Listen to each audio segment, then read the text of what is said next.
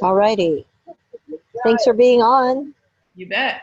Okay, and we'll see who comes on and joins us. So the video is still not working. What the heck?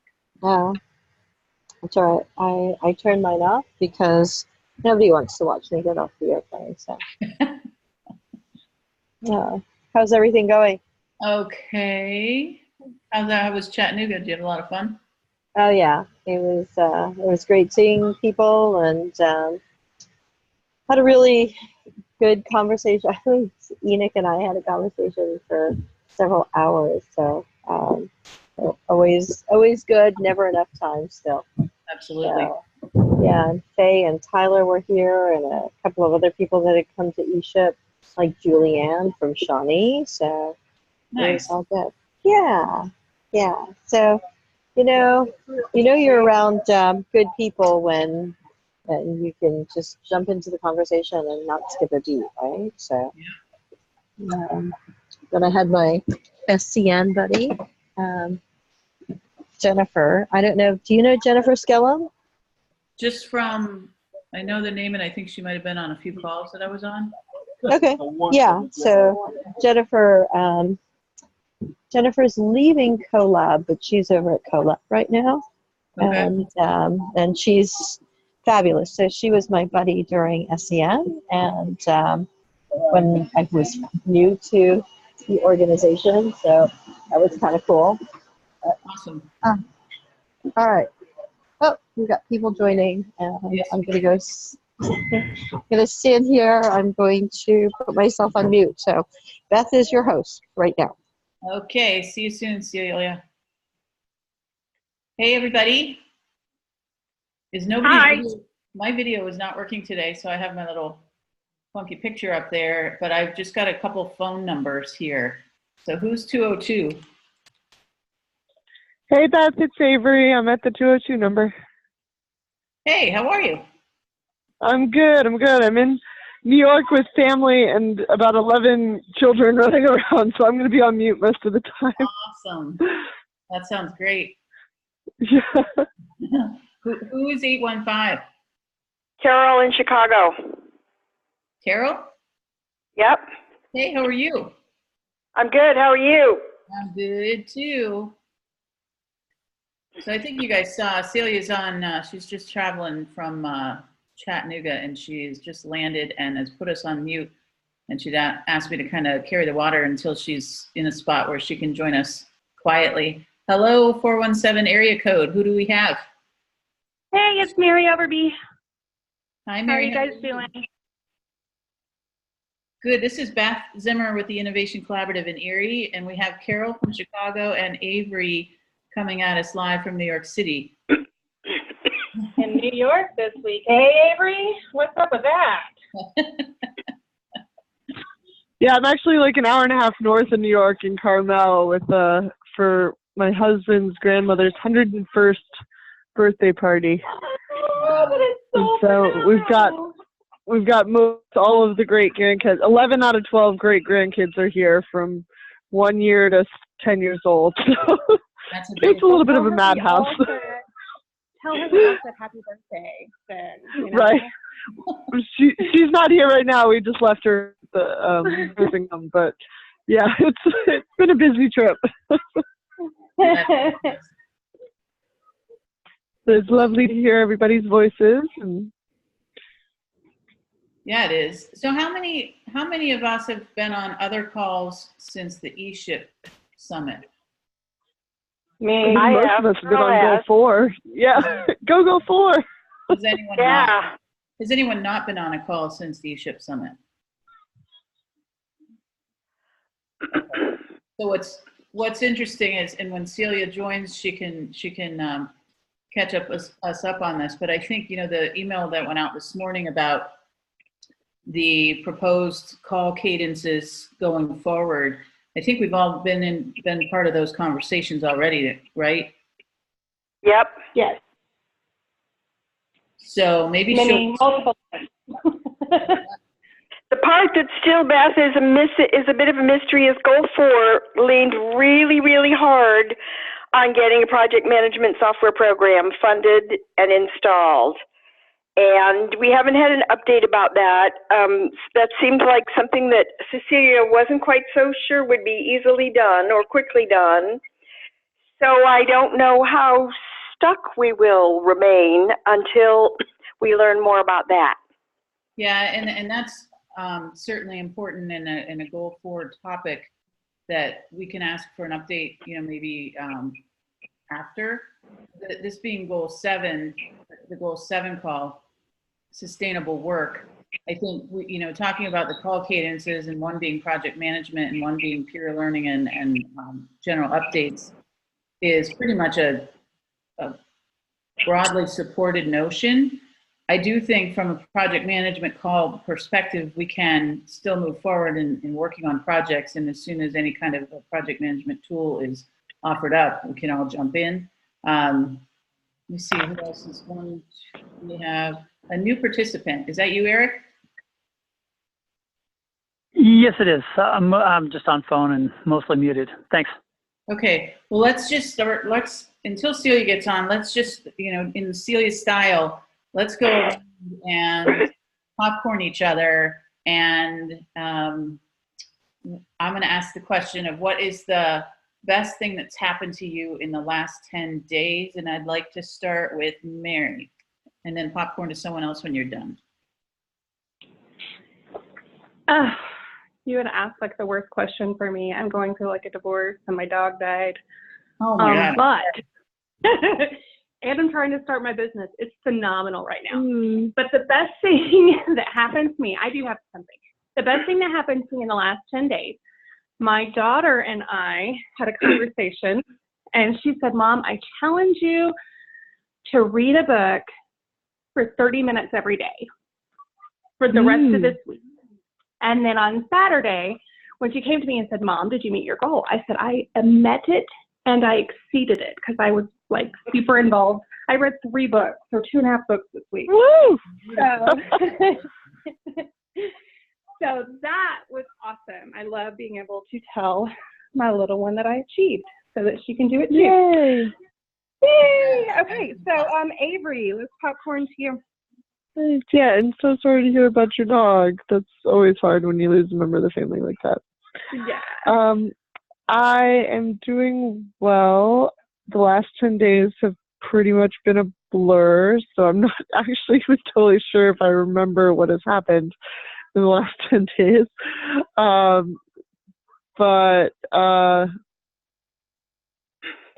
I guess just like getting to actually even just be in Philadelphia yesterday for my dad's birthday was pretty sweet, and getting to see him spending time with Tavi, which you know, he's on the East Coast and she's on the West Coast, so they don't get to see each other very often. That was really, really sweet. When I came down and like they were both passed out in the chair together, and it was like, oh, Awesome. that was a highlight. I will toss it to Eric. Hi, everyone. Let's see, doing well. God, the best thing was probably had a little mini vacation to a lake in the northwestern corner of New Mexico. It's the snowpack is high, so the lake is ice cold. But we enjoyed some swimming and jumping off of rocks. A nice little family getaway for a couple days. I'm not sure who else is on the call. So whoever's up and to the left of me. I think that must be Carol. Okay. Well, the last 10 days, in terms of this ongoing saga of moving to a new house, upsizing to a house that finally is a suitable size, we've just had a bunch of furniture deliveries in the last 10 days. We started sleeping here May 25th, but then immediately the next day had carpet cleaners and inside painters start, so we were kind of camping out for that first week or 10 days then. And then it's just been moving, and we were lucky that the old house sold within 4 days on the market. We got 3 offers the 4th day that it was on. So we're still emptying that house out and figuring out what's going to go where. And we've just had a ton of furniture deliveries last week. So it's actually coming together that what this new house that we hope we will die in, it's probably, at least if we're all in our 60s, I'll be 70 next year. And so we're looking at this as a 15 to 20-year-old investment and stay put project. So it's been very cool to see the rooms finally come together with a whole bunch of new furniture and stuff coming in. That's very exciting. Congrats. Celia, are you with us yet? How about Beth? Did Beth talk? Beth, did you give us yours when you kicked it over to Mary? I did not. Oh, well, Beth, come on. Let loose, girl. Well, I think the best thing that has happened in the past 10 days from a professional perspective is I kind of had a revelation. You know, I don't know how many of you have been in this situation, but the rub between economic development and trying to build credibility around entrepreneurial ecosystem building isn't always fun. And when I think about the work that we've been doing, or that I've been doing anyway, and I can't imagine that a lot of other ecosystem builders aren't, is more about developing a community that when we're successful at this ecosystem building thing, we're building a community that's going to enable economic development to be more successful. Love to hear anybody's thoughts around that or questions. I'll hijack the call until Celia jumps on now. How's that? Okay. Sounds great. I'll add my single note of agreement, which is, to me, like the ecosystem building is, you got to do both the community building, but it's also aligning that strategy from the top. But without community, you really have nothing sustainable. So yes, cheers. Yeah, and how I came to this conclusion really is we've been pushing from our inception that, you know, our economic development gateway needs to own this work. But when things were starting to look positive and everyone was in agreement, all of a sudden our economic development leadership is telling us that their definition of entrepreneurship is high growth potential startups only. And I don't know how much the majority across the country of economic development leaders feel that way, but until that notion changes, I was searching for a way to describe our work that really makes it paramount, and that is kind of what popped into my head was, well, wait a minute, what we're really doing is building this community and working to develop and change and improve cultures of communities so that people are thinking and acting entrepreneurially, whether or not they start a business or not. And if we do a great job collectively as a profession, then ultimately a lot more startups are going to fill the funnel, and ultimately they're not all going to be high growth potential startups, but we'll definitely see an increase there as well as across the board. So I hear that a lot, especially historically with entrepreneurial ecosystem building. It's definitely been tied to the venture capitalist segment, angel investors, and those high growth technology related fields. I know what I do is different than that, and what a lot of other people do is different than that. So I think a lot of what we're going up against is exactly what you said, reframing the current ideology behind ecosystem building and including in those small businesses to show the impact that they have on a community. So when we look at sustainability, we have to be able to reframe that conversation beyond you only need to be trying to focus on resources for high growth people. You only need to be focusing on large scale corporations or manufacturers or somebody who's going to bring in 6,000 jobs, you know, because that's a lot of what ED does. But yeah, I mean, that's something that when we look at sustainability, it is definitely going to have to be a part of the conversation, because I mean, I see it here in Springfield. I see it, you know, in conversations with other people when they're like, oh, I thought that was just high growth. So I think you hit on something that is a core component for me when I frame my conversations with people. You know, so I think that's something definitely to continue talking about and figuring out how to address. And I would propose there's a third sector. I mean, here in Illinois, Chicago is definitely of a mindset of high growth is the only thing that matters. But I'm in rural northern Illinois, 2 hours west of the city, halfway to Iowa. And here we definitely have a mindset of small business, because there just isn't very much technology, even though we've got a major university, research university in NIU, and we have 3 national labs within an hour of us, depending on which direction you want to drive.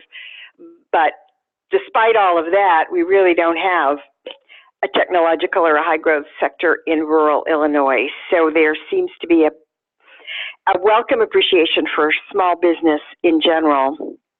And then I would propose there's a third sector, the whole, you know, internet businesses that are often very invisible because of how they are often run from home and don't involve job creation, but they definitely involve wealth creation and capital accumulation and often intellectual property development. So I would propose there's this third leg of the stool, that's sort of the 20-year-old, you know, internet marketing, internet business, information business kind of sector that we also maybe want to consider having possibly specialized needs, but also needs that the other 2 sectors share as well. Well, and can I bounce off of that? I think it should be 4 based on what you said, because I agree that I've done a lot of work within the rural communities, and that's one of my focus areas.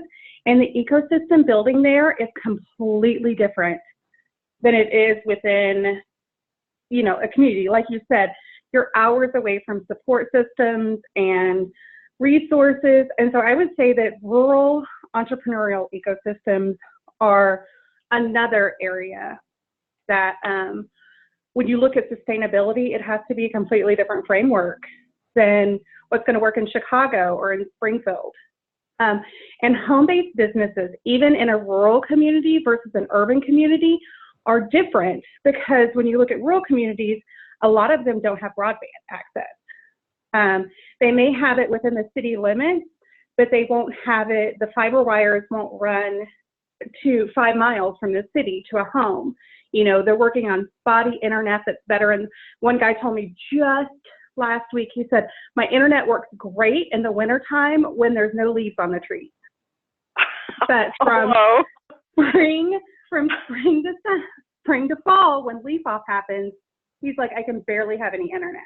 So, I mean, it's a completely different component. If he wanted to be a home-based business, he wouldn't be able to do that. He would have to either come into a city or find DSL. So I think you hit on 2 things that are really, really accurate. It's a completely different set of needs for both of those. And I would argue that even in the rural versus the urban or suburban areas, it's different for home-based businesses. So maybe we can separate it out by rural entrepreneurial ecosystems versus home-based businesses, maybe that, I don't know, what do you think? I'm kind of the mind that it's all inclusive. Whether it's the rural person at home struggling to get broadband, or it's the high growth potential entrepreneur, or it's simply teaching and touching, empowering as many minds to think with an entrepreneurial mindset. If you look at the employment sector, I mean, the companies that, I think the Gallup poll that I saw most recently was from a global perspective, 87% of the workforce is disengaged. If you have an entrepreneurial mindset, you're far away from disengaged, right? So I think it's an all thing. Mm-hmm. Although from an economic development, I find our economic development folks here in DeKalb, Illinois, are they are not, while they're very sensitive to small business issues, they the county meetings and the city council meetings don't address home-based businesses at all, which brings in the possible broadband problem for a lot of communities. I don't know how many economic development folks, think about home-based.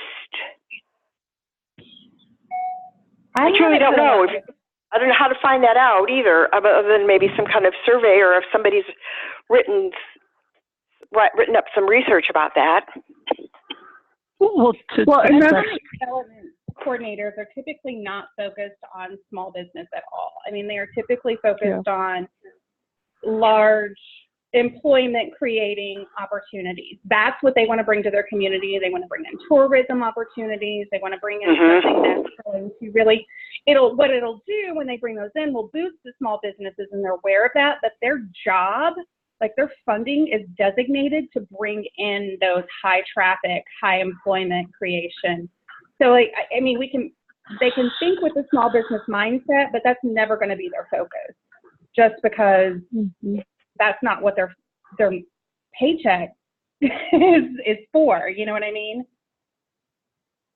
I think we would have to include them in the conversation, but I think it comes. Sorry, didn't mean to cut you off there. I agree with what you're saying there, and I think it's both a need for research. I think some of Kaufman's early research has actually been really helpful in this conversation in terms of showing where net new jobs actually get created in the economy.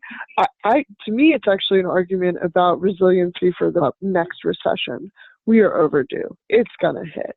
And if you're relying on one employer who can bring in 6,000 jobs, guess what? When they leave, you're suffering the consequences of those jobs closing all at once, versus small business, which gives you resilience and trains your population to think entrepreneurially and to capitalize on new markets and new opportunities that emerge, which becomes far more powerful in an economic downturn. And I think that the fact that we've been 11 years into this recovery period post the last Great Recession, has lulled people into thinking that this is just going to keep going. And I know I'm really excited about the idea of entrepreneurial ecosystems as a tool for resilient local economies against recessions. I think that's a great way to frame a sustainable plan. So when you look at creating buy-in from economic development and city chambers of commerce and city councils and all that, that is a phenomenal way to frame why it's important to have a significant and successful entrepreneurial ecosystem for small businesses. This may go away, but your small businesses will stay, and that's going to be the backbone and always will be the backbone of your community. So when we look at, I think I really like that, Avery. Personally, I do. Eric, you were going to say something, weren't you? Oh, I think what I was going to say is already mostly been covered. I was just agreeing with you, Beth, about, when we talk about ecosystems, I think you've got to include the whole gamut. But, of course, there's some natural affinity for startups, similarly need for rural. So it's all part of the one big basket. Yeah, and I guess how this is potentially reshaping my thought process around ecosystem building is that the economic development community is more of a stakeholder and an actor versus the owner that I thought it should be originally. Oh, say that again. Say that again. I want to track with that. Say that again in the same words. It's fine. Just give that to me again, please, Beth. I think it's reshaping my thinking from the entrepreneurial ecosystem building perspective, is that the economic development leadership in a community is more of an actor or a stakeholder in ecosystem building versus the owner that I thought it should be originally. Okay. Yes, I agree with that. They need to be at the table, but they're not going to be the ones driving it. Celia, city would be good. I've hijacked enough. Welcome. Well, thank you. I think you guys are doing great. I love the conversation. It's fascinating to me because we're so focused on the entrepreneur and the entrepreneur focus and what kind of entrepreneurs. I'm and because you are all my community and the ones that I work in support of, I want to look at sustainability to be the sustainability, the ecosystem builder, no matter what flavor of entrepreneur you're working with, no matter what kind of environment. So in my mind, in order for ecosystem builders and ecosystems to be sustainable, then we need to look at things that are going to be sustainable for people who look at this thing, to be able to approach the conversations with the economic development people and with the government and policymakers and with the educators, so that the sustainability piece that's vital to having a vibrant ecosystem is that the ecosystem builder has the tools, accreditation, certification, resources, the social cred, all of those things, in order to be able to sit at the table and talk with all the engaged and disengaged people to help get to what's next, right? As Avery was saying, we're going to have to be able to ride the ride together, and without an ecosystem builder who feels supported and has a revenue source for themselves and the toolkits and all of that, we won't get there, because then this community starts fragmenting again and polarizing to help support the thing that they're able to support or that they know to support, right? They go back to what's worked in the past. Oh, well, you know what? It was Main Street businesses, so let's all focus on Main Street businesses. And then you don't grow and develop the other kinds of businesses that still need to go alongside. Does that make sense? It does. Mm-hmm. So it just makes it a little murkier, but for at least this call, well, at least this goal in my mind still has to focus on how do we make all of us who show up on these calls a little more sustainable, so that we can introduce this as a profession and a field for other people like us, and to grow that certification and accreditation and create the toolkits so that we can all be sustainable. So, but I know that the propensity is to drive towards what, and we have to keep entrepreneurs front of top of mind, or entrepreneurs forward. But so thank you all for joining. Thank you, Beth, for being such a good host. And I want to, let me just talk about a couple of things, and then I want to put that back to you. So I'd love to hear your thoughts on how the sustainability and the substantive model and the initiatives under these goals can help support each of you in your custom and bespoke ways. So to that end, you've all seen the proposal for what the call cadence will be. And I'll address Carol's question about the project teams and the project management and all of that. Some of that discussion started fairly early in the call cadence post ESHIP. So what we're proposing for these to be these monthly goal meetups is that all of us who are interested in this particular goal would get together, and there would be an update from project teams that are working on initiatives within those goals. So whether it's one of the 30 initiatives that we've identified as a good starting point, something totally different that's not been proposed before, or whatnot, the idea is that we create as much visibility and alignment as possible to support all of the efforts. So we're not working over each other or duplicating efforts. It's not tearing down the silos so much as permeating and connecting the silos so that we're all informed.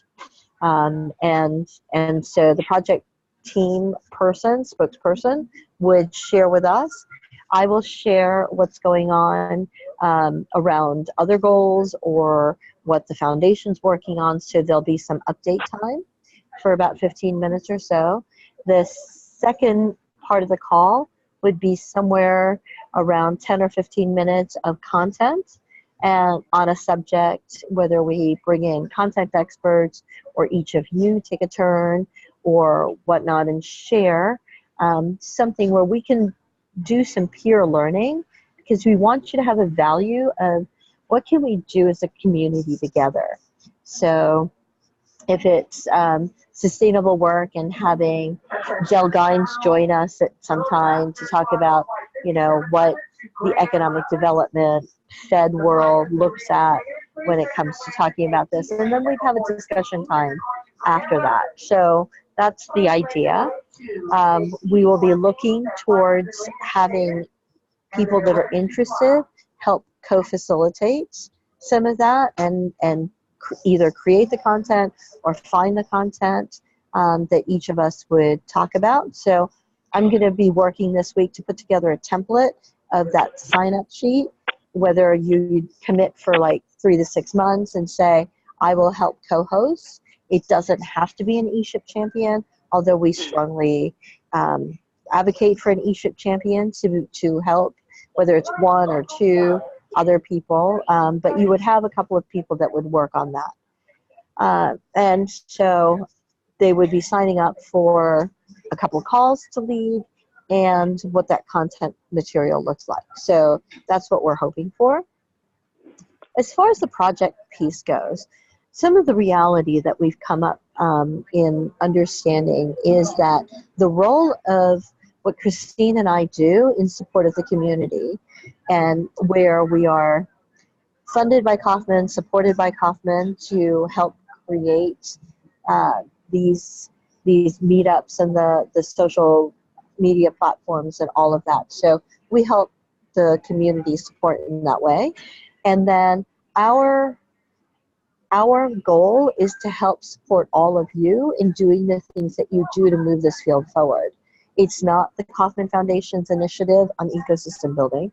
It is certainly not mine or Christine's goal of creating our own version of ecosystem building. It really is about supporting all of you to come together. To that end, we can help with visibility and alignment. We can definitely foster this community environment for people to create those relationships so you can coordinate and collaborate together. But the coordination and the collaboration has to come from the field. And so the question about project management tools in our minds come from whatever the project management teams feel is appropriate for each of your respective projects. I know that in an ideal world, you would like to see that at least these 30 initiatives, these 30 prioritized initiatives should share or have similar platforms. I think that's something that all of you in the community could and should discuss to see if that's what makes sense. For some people, they may say, you know what, I've used this tool, this is what I'm comfortable with, this is what I'm going to work on. If you'd like to work with me, that's great, but I don't know that you can get everyone to work on the same tool together. It's not something that, unfortunately, any of us would have control over, nor should any of us have control over. And I know that seems counterintuitive to working together, but I don't know how else to address that except for the fact that I don't know that we have the ways and the means in which to make that possible. I can tell you that there are members of the ESHIP team that have been talking to platform people about being the NRP that's involved in supporting these efforts. Hopefully that conversation will keep evolving, and as it keeps evolving, we will let you know as much as we can about how that progress goes. But at this time, there is no plan for creating a platform tool for for people to work on projects separately or together.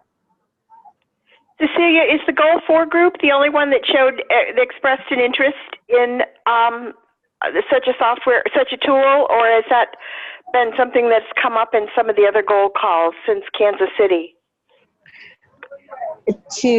So on the calls that we've been on, and Eric and Beth and Avery have been on more than one call as well. I have no recollection of anyone specifically calling out for a joint or universal project management tool besides what took place on Goal 4. Is that correct, Beth and Eric and Avery? As far as what the calls I've been on, I've not heard it outside of that space.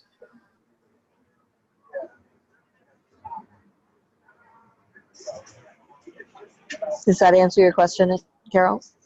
Yeah, sure. It was just an information point. I don't have any further thought about that, but I just wanted to kind of plug in a little bit to what some of the other goal groups were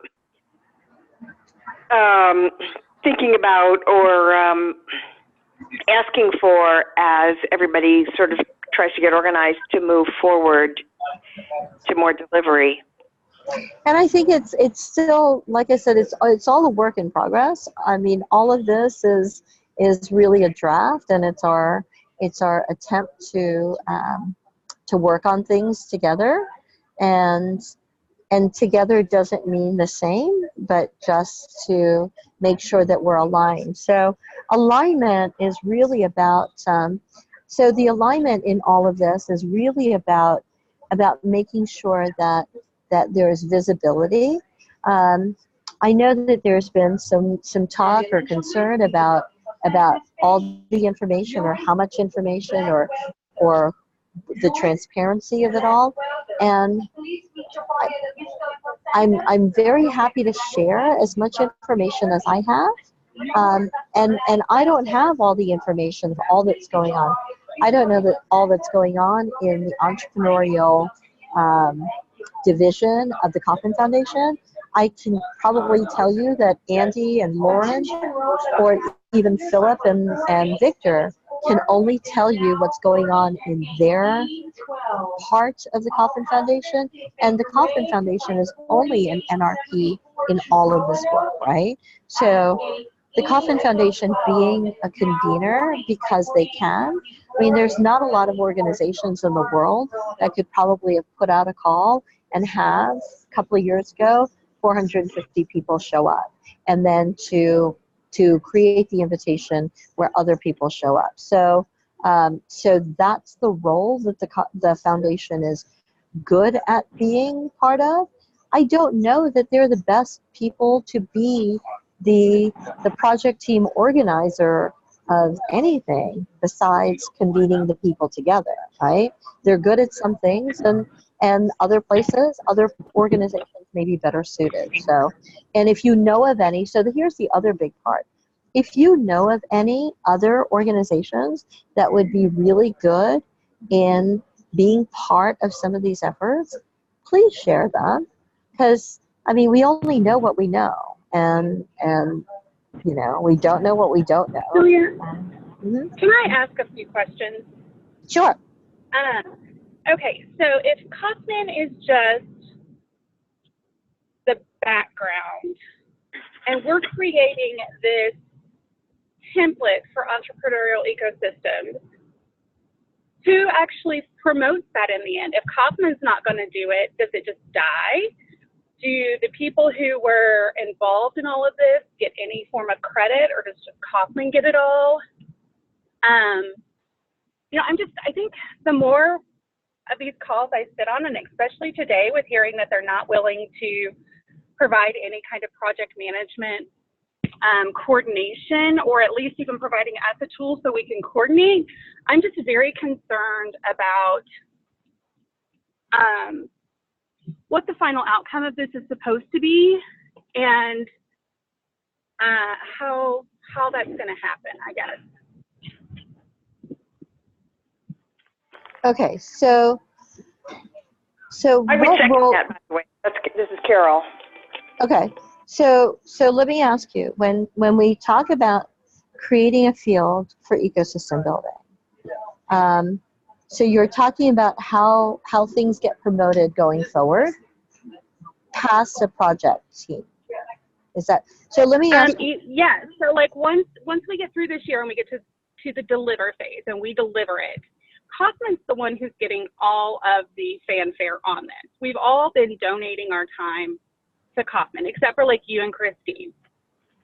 But everybody else is donating their time to this concept to better our field and to make it a more sustainable field for ourselves, because it really is our daily job. And so if you're saying Kaufman is just the background and not the one who's going to be doing anything with it, that they don't hold it or house it, and you're looking for another organization now to come in and house it, like what? So the conversations. I'm just lost.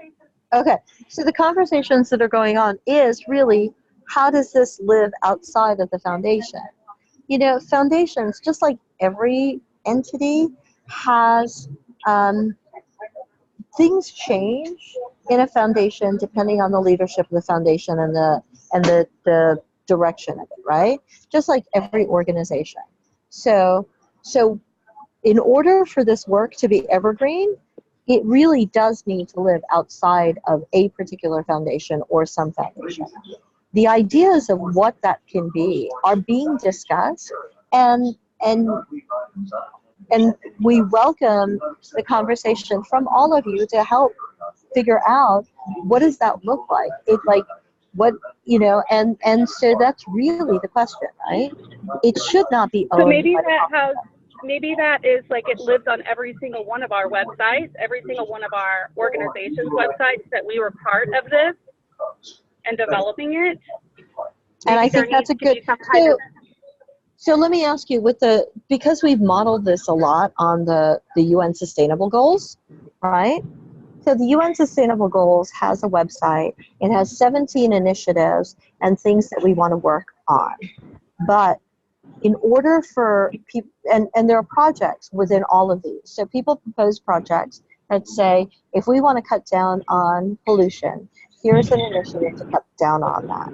It's not owned by the United Nations.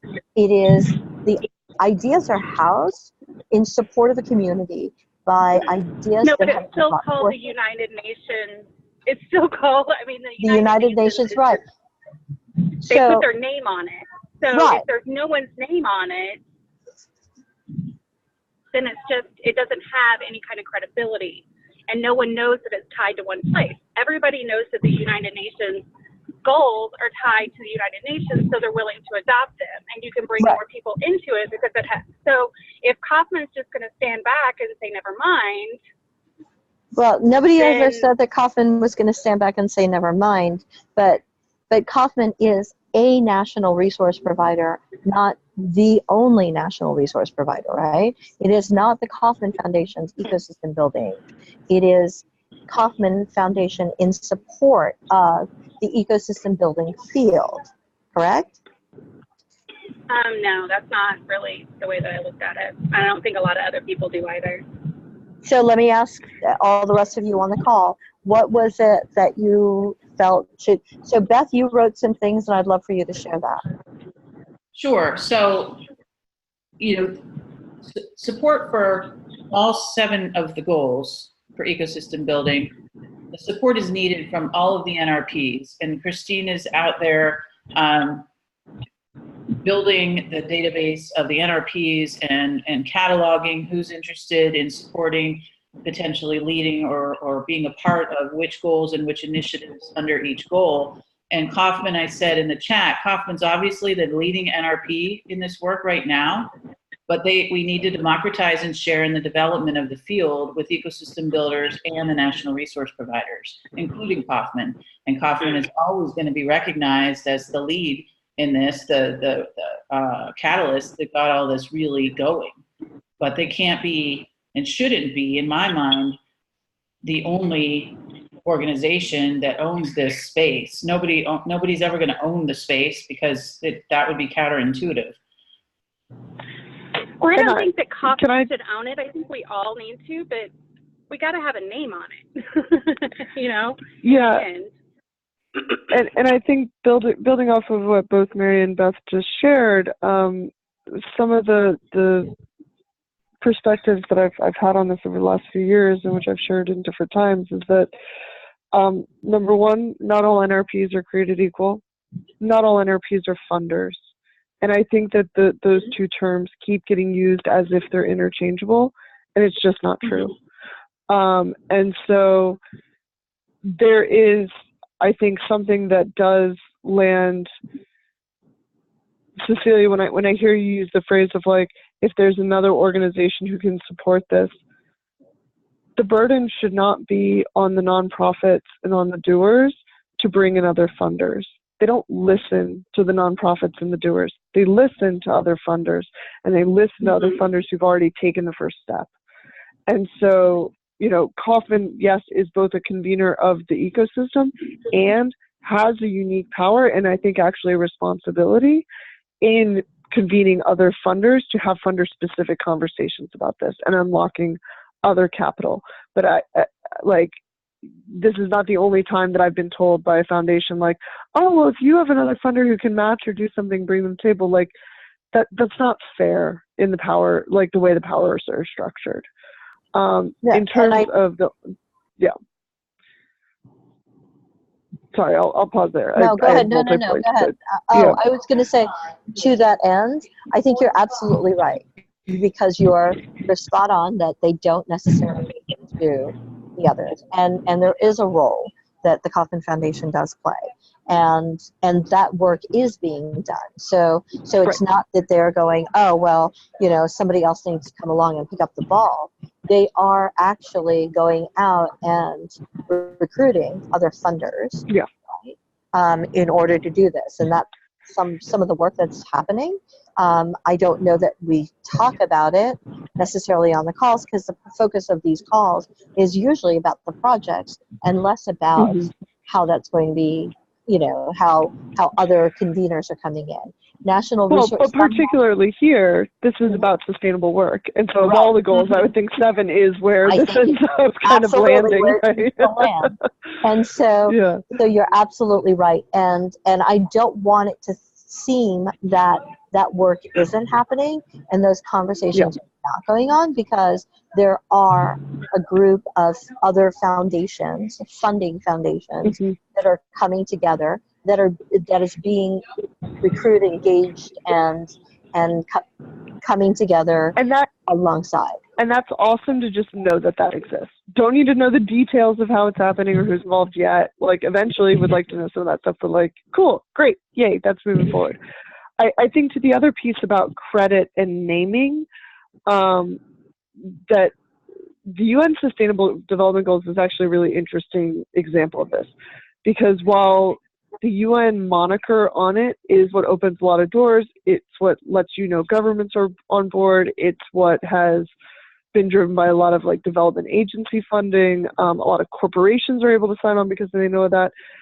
They don't have any coordination. There isn't a place really genuinely for you to go and be like, hey, I have time to give, or I want to know how my stuff aligns. Nobody knows what's actually going on across the goals. And I think that's part of why they're not going to succeed by 2030, because it is so fragmented and it is so dispersed, and nobody knows whether or not their efforts are genuinely advancing that work. And what feels like the opportunity with the entrepreneurial ecosystem and the ESHIP goals in particular is that it's big, but it's not that big. It is actually containable. And standardization is one of those things where it's like it can unlock so much more power and efficacy that I hear why Mary's kind of upset about the lack of a backing for a project management tool. And maybe it is that we need a call of like all the leads to say, hey, can we all agree on a set of standards as the field? And that if all of us say like, hey, we're going to approach project management in this way, because otherwise it's going to be so hard for new people to find their way. And for comparability across the goals, and for comparability about like, are we actually making progress in the right direction through these initiatives towards these 7 goals? And so we're at a unique moment in the creation of this that we could either do that now and get started on the right foot, or what I was hearing was like, okay, everybody's just going to do it their own way, and then maybe down the line we might consider it. And at that point, honestly, it's too late, because then people are entrenched in their own systems. And so it's like either you do it from the beginning and you set people up for success on that, or you just resign yourself that it's never going to be that way and that we're going slower because of it. And I worry about it because I do feel a strong sense of urgency that we're on borrowed time economically right now. And that this is like, that's why the recession-proof economies thing is the narrative that resonates with me, and that this is so important for making sure that the U.S. can get through the next election, get through the next recession, and also that will therefore influence whether or not people feel like the economy is serving them or not, or whether or not they feel agency. Like, it ties into these much, much bigger aspirations for the future of a country that I'm excited to live in and be a part of. And so that's why I keep kind of bringing this up. And I've been a part of these kind of collaborations where everybody goes their own way and they fall apart and they lose energy. And so there is a little bit of cynicism for me, and No, I'm not, yeah. Totally understandable. So can I ask you, and so in that, right, because part of this is getting the people, so you are all the early adopters, right? So, yes. So the 1,200 or so people that have either been to the past 3 summits or engaged in not even the newsletter or the Facebook page, but the people that are integrally involved in these goal calls, as well as in the Slack channel, because really you're all the people that are geeking out on this thing. Is that 1,200 people? Okay. Of the folks that are like the champions and the volunteers and on Slack, right, how many people is that? Okay. I'd have to take a look at it, but it's a couple of hundred. It's not a huge yeah, it's a couple number. hundred. So, right. So if you are the people that are creating the tools around this, and you all come to a consensus, it starts somewhere, right? And if you decide that the best way to support the field is that there is some kind of project management tool and a template that comes out of this. So that's where it took us several iterations to get together this project canvas. From what we've come up with, that project canvas that was used at the ESHIP summit is probably the simplest but concise and all-encompassing of the project canvases that we've talked about. So so we have a template, so that's good. And then, thank you, Beth, 203 members of the Slack channel, of which I think we've also wanted to open up to is startup comments, which would add a couple of thousand. But before the couple of thousand come on, so now, all right, so let's talk about the Slack channel. Now we're at over 10,000 posts in the Slack channel. It's not a Slack channel that was created by or of the Kauffman Foundation. It was created by a supporter of these initiatives, right? So now we've come to the point where if we were to fund the Slack channel, right now the model of paying for Slack is per user. That's 203 times however many people are on the channel, times monthly, right? And then does this live on in perpetuity? The idea of it not being beholden to or being funded by an organization, whether it's Kauffman or Case or Knight or pick a funder, then it's not like the money goes away so that this thing goes away, right? It needs to live somewhere. So what is the best way? And Christina and I aren't going to be doing this work forever. The idea is that we're helping to support this thing, but we're very fortunate in that we have another couple of months to work on this, right? So we're going to work on this together. They've made a commitment, so the foundation has pledged that they're going to support the two of us in supporting the field for the next year until we get to the next summer. What happens after that? What happens to the Facebook page? The Facebook page can live in perpetuity until Mark Zuckerberg has to pay a big fine and shuts it down, right? Or what happens to the, so what I'm saying is, if it is that everybody seems to want the funding to make these projects viable, if we take the money that is allocated in this work to put towards the funding of pilot projects, then there really isn't a resource to go fund a project management tool. Is a project management tool, and I don't, it should not be.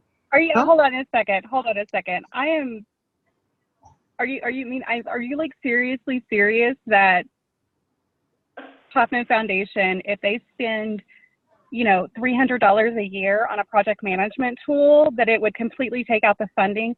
And as far as Slack, we discussed that on another call, that we could archive all of those 10,000 conversations and start fresh and never have to pay a dime.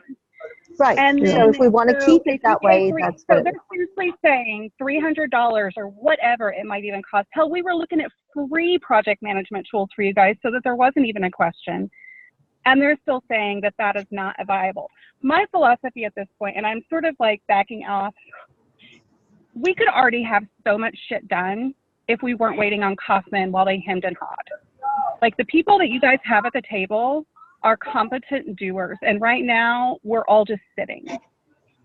And so Mary, there's no reason why you should wait for the Kaufman Foundation to decide one thing or another. There are people that are. Why are we having, like, why did I have 7 calls in the past 2 months with the exact same conversation of, like, what do we want to use? How do we want to move forward? I mean, like, so what sorry, you're that's saying really is loud that we need to background noise. pretend I can't hear.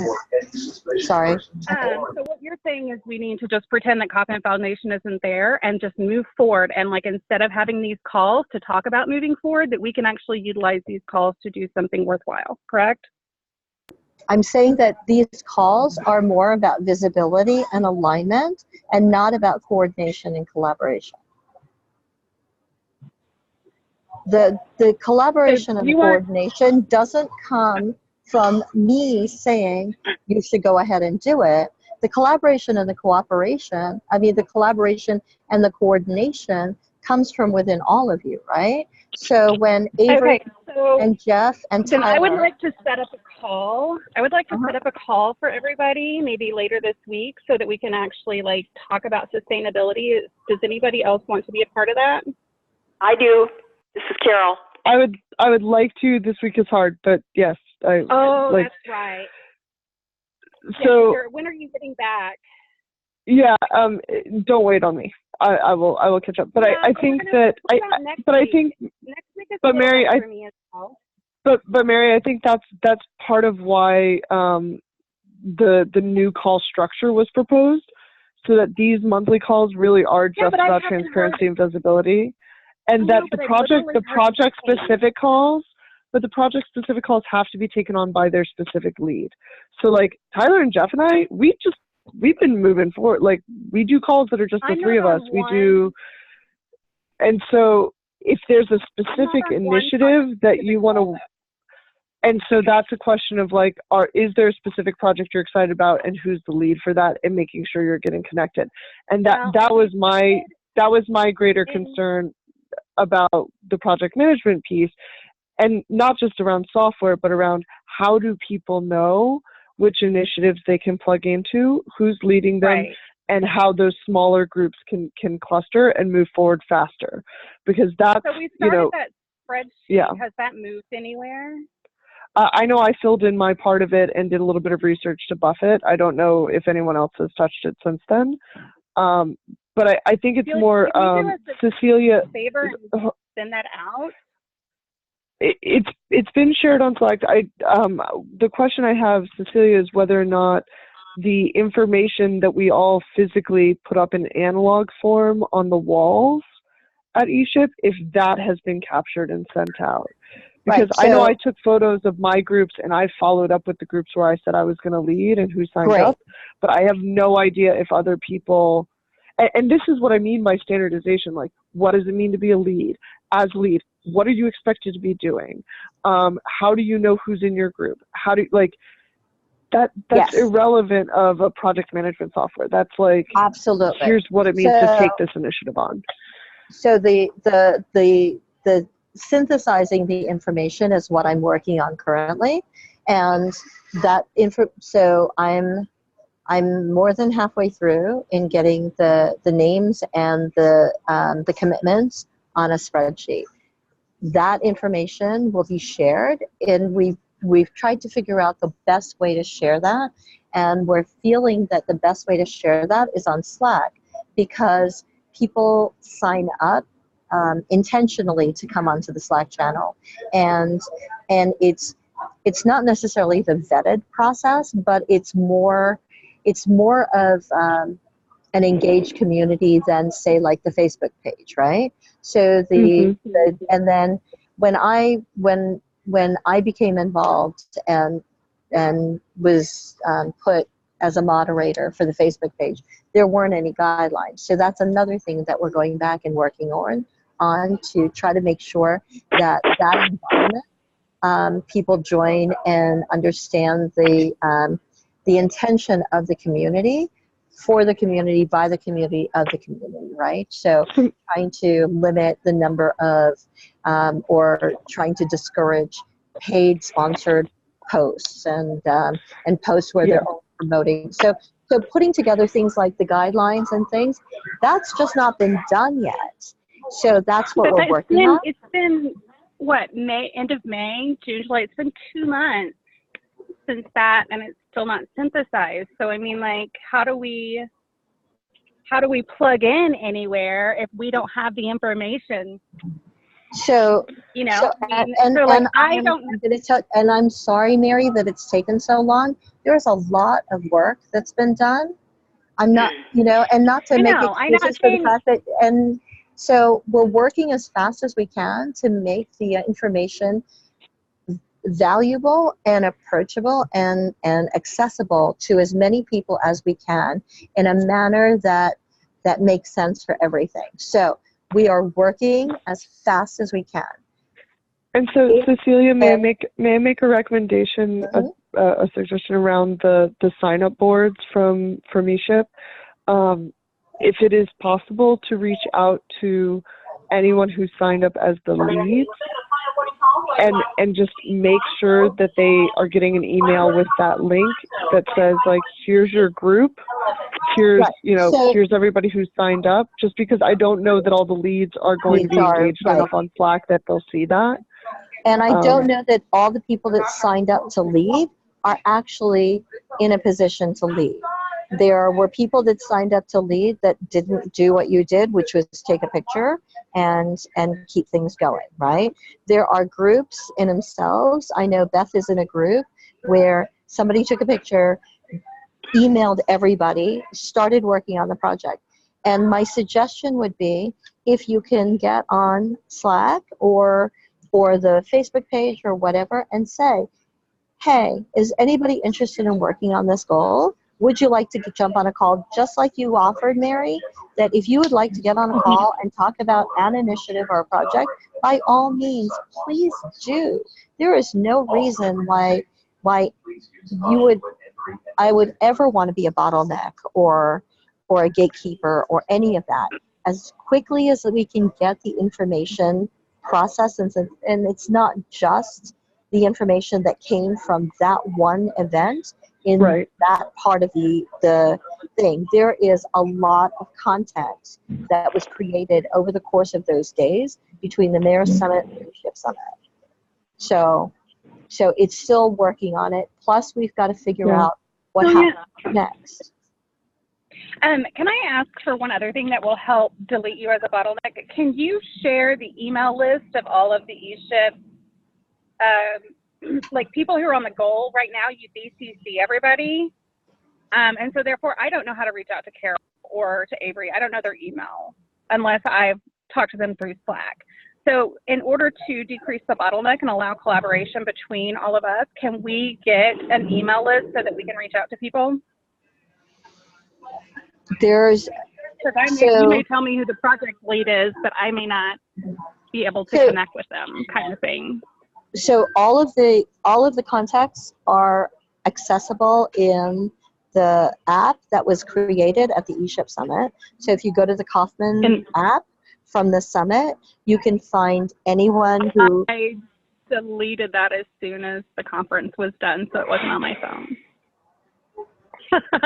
Did anyone else do that? When the conference is done, I just like get rid of stuff like that. I use it for the conference. So and my hesitancy to CC everybody as opposed to BCC everyone is that there are people that don't necessarily, you know, some of them that have been that have shared the information, shared it in a way that it was sharing information with the foundation for the event, right? Or I'm so sorry. I'm 4 minutes late for my next call and I have to hop. But thank you for this conversation. Thank you, Cecilia, for what you've been building out. But I do apologize that I have to run. No, thanks. yeah, I guess. Thank you. So the hope and the goal is that you find each other, and if it's finding each other from being able to access other social media or whatnot, I don't know. So we've got to figure out who has access to the emails, and let me. I think that there is one document that has everybody who has given permission for us to share emails to be able to share. Not everybody has given us the like when you sign up for a newsletter, whether or not your information is shared is really specific. So let me see if I can find access to something like that. So Carol, Beth, do you have any other questions?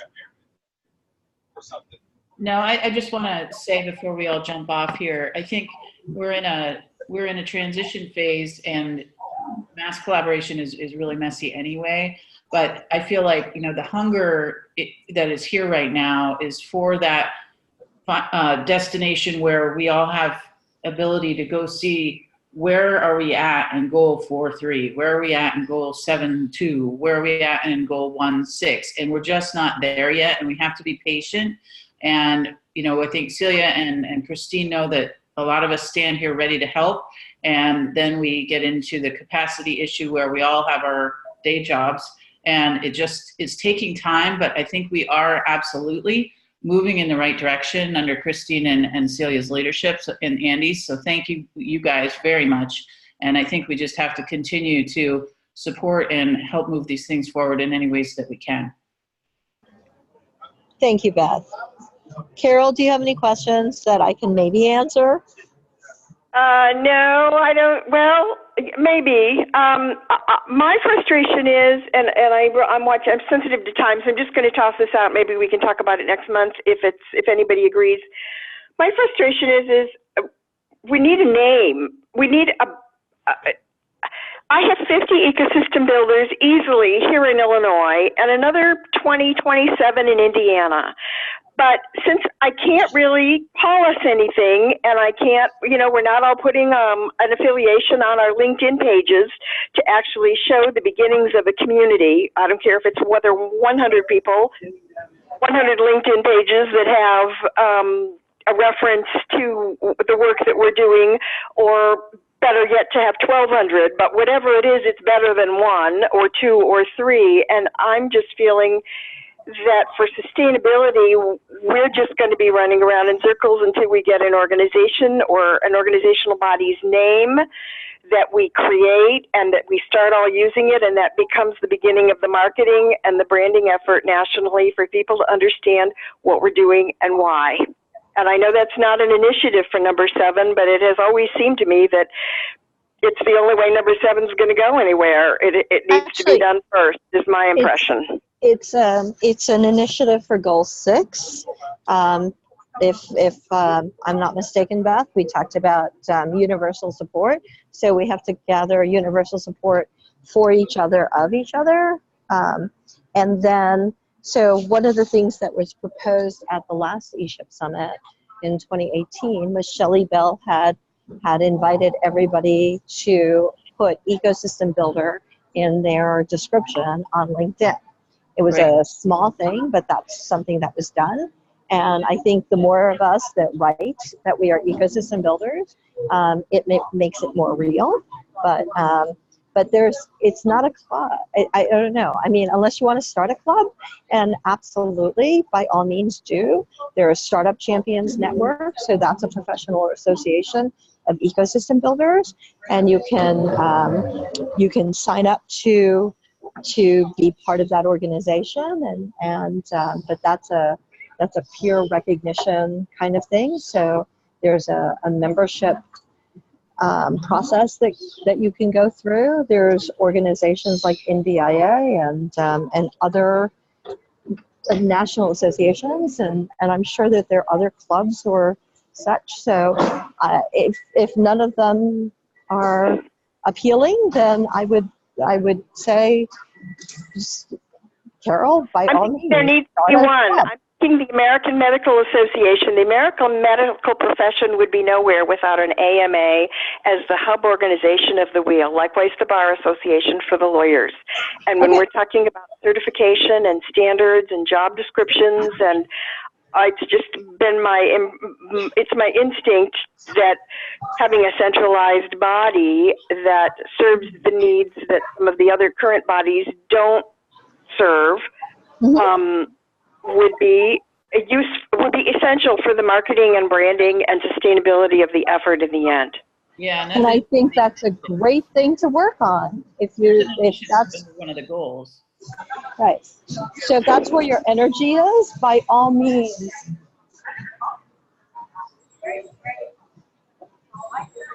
Does that make sense?